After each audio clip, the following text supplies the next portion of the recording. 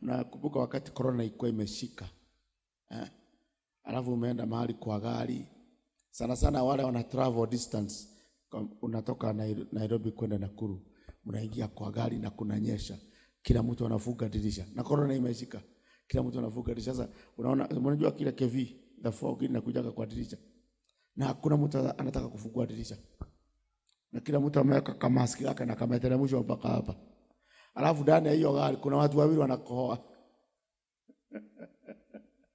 Nataka uniambie kutoka Nairobi mpaka Nakuru utakuwa na picha za aina gani?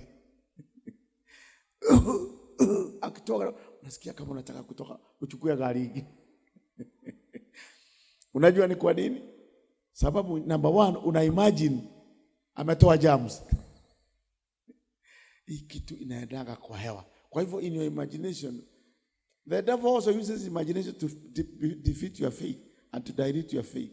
Lakini ukisimama kidete na useme kwamba zile nguvu ambazo zilifufua Kristo ziko ndani yangu.